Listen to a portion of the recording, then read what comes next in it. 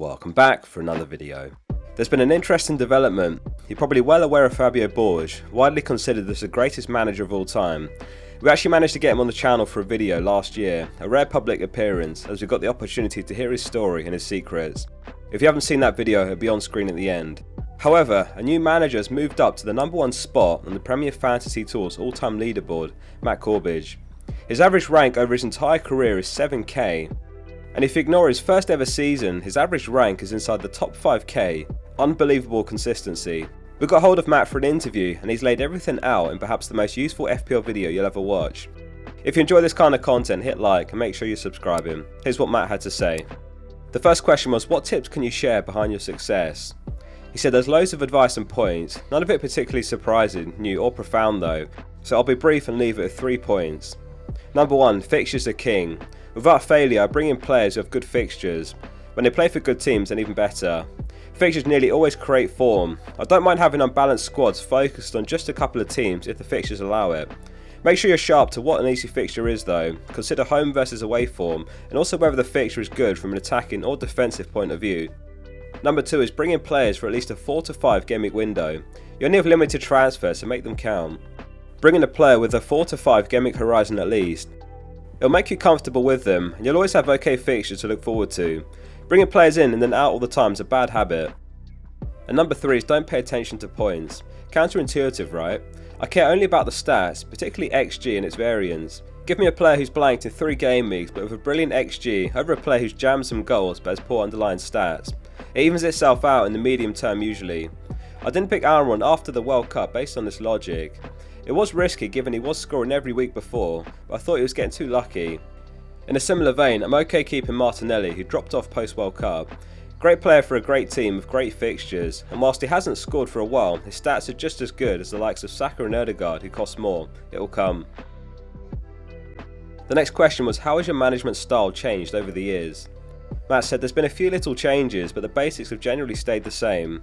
I've learned to take less hits. I know some people are fans, but outside of certain situations they rarely work for me. People often ignore their bench when calculating the value of a hit. I'm not afraid to play a bench player for a solid 2 to 3 points rather than take a hit for a starting player who may have a small injury or be suspended. I probably rely on data and statistics more than previously. I watch a lot less football than a few years ago, so a lot of the time I'm led by a combination of fixtures, what I generally know, and then the data. Could be working in my favour, but the eye test is always important to me. There's a lot of decent prediction tools out there now, including the likes of Fantasy Football Fix and FPL Review. I don't take them literally, and I make my own moves and decisions, but I do like to sometimes look at them to validate a move. If you think a move's good and the predictors agree with it, then you can be pretty sure it's something you can be confident with. Form your own opinions though. I'd have been in a worse position if I didn't captain Haaland really early in the 22-23 season and then jump off Liverpool players. Both were bad moves at the time according to the algorithms. The next question was, what's your best FPL memory? He said there's a couple. I managed to bring in a little known player called Harry Kane for 4.8 mil my first season playing FPL, after I saw him start in a Europa League game for Spurs. I think he scored immediately and then never stopped. It was a turning point of what was a pretty bang average season up until then, and he massively helped me achieve a respectable first year finish. There's been some good captaincy memories. I captained a low ownership Charlie Austin from QPR when he was the top scorer over a double game week.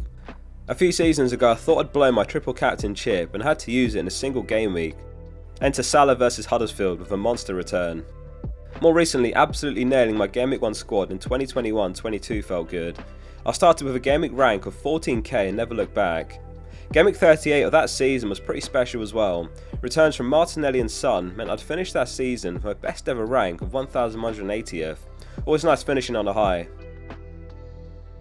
Next question was, do you pay attention to the all-time leaderboards?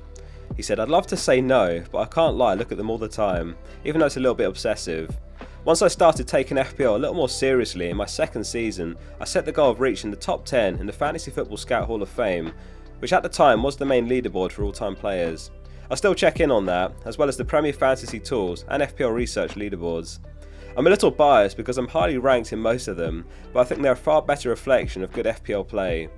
Getting a good rank in a single season is great, but has loads of factors such as luck at play. Doing consistently well over time is a good indicator of solid play with less noise coming from luck. The next question I asked was, do you ever consider effective ownership? Matt said, rarely. I have to say, being aware of EO does spoil some of the fun of FPL. Over any given season, there's many players you own but you can't cheer for, which is a shame. I only really consider my own projected points from a player. Lots of things go into that, but that's the simple end game. If they're low ownership, then even better. The only times I consider it if there's a real 50-50 decision around things like captaincy. There I tend to be a little more cautious and go for the highly owned option to minimise the downside of getting it wrong. Next question was, what factors do you consider when playing your wildcards? He said in terms of timing, it's all mainly about looking at the big fixture swings and when you can make over 4 moves that would really improve your team. In the second half of the season, I'll usually align it to fixture swings but also take into account wider chip strategy and doubles. That or when your team is so bad or just broken by the likes of injuries and suspensions. In 22-23 I played the first half wildcard in Game Week 8 to jump off all the Liverpool players and bring in Spurs, Man City and Newcastle players ahead of their fixture swings. It turned out pretty well. In 21-22 my second wildcard was played in Game Week 25, the week where many famously triple captained Salah. I did that because of some fixture swings but also so I was well prepared for upcoming doubles and my wider chip plan. It was a bit scary to go against the grain there, but I think the plan worked out. I'll be doing the same again with the wildcard in the future, and I'll look at the big doubles, blanks, and when I want to play my bench boost, and then try to find the best week to navigate it with the wildcard. Game week 31 to 33 or thereabouts is a promising time of the season. Next question was, how important is team value for you? He said it's not. Even less so in a season like 22-23 of all great value picks and no real need to load up on premium priced players.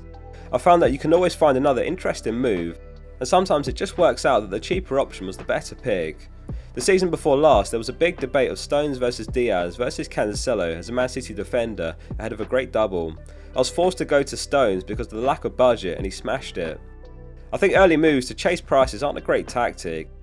I think it's crazy the amount of people who make early moves, especially when the game week isn't over or there are other games and other competitions before the next game week.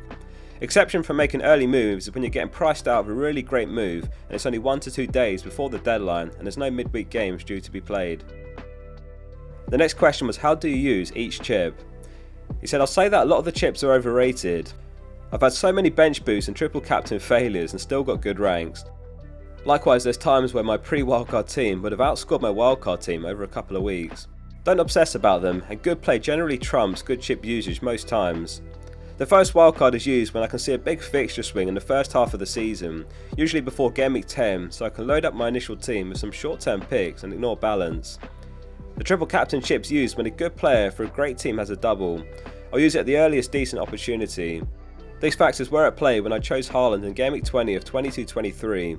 It wasn't the return I was hoping for, but I was happy he played both games and he got a goal at least. The bench boost I'll typically use in a big double game week. If you ever start in sub-keeper with a double, it's always a good indication. In 21-22 however, I ended up bench boosting when I had loads of single game week players on my bench. They had a great fixture though, Arsenal versus Watford. The second wildcard's an important one, and I'll look at how doubles, blanks and fixture swings land. I want to be putting out as many good players in as many fixtures as possible, so optimising doubles is important. The free hit can be used for either a random double where your initial squad's lacking key players. More often than not I'll use it to navigate a big blank, so I don't have to worry about that in planning. And the final question simply, what is one takeaway piece of advice you could give to viewers? And he said, points last week don't equate to points in future weeks. If you're bringing in a player purely because they scored well in the last week, then you're doing it wrong. And to offer some closing thoughts, the all-time leaderboard is dynamic. It took a long time for Fabio to be dethroned. We might see him back on top one day, or perhaps we see Matt hold that number 1 spot. What's particularly impressive with these all-time greats is not just the consistency, but the ability to hit those ranks as FPL's player base grows season on season. Matt and Fabio both started in the 2014-15 season when there were just 3.2 million managers. The growth between the 21-22 and 22-23 season was over 2 million managers. It's getting increasingly hard to achieve those top ranks year on year. Thanks to Matt for taking the time to do the video and giving such great answers. His Twitter's in the description if you'd like to give him a follow. These videos take a long time to edit, so if you enjoyed it, please drop it a like and subscribe to the channel for more FPL content.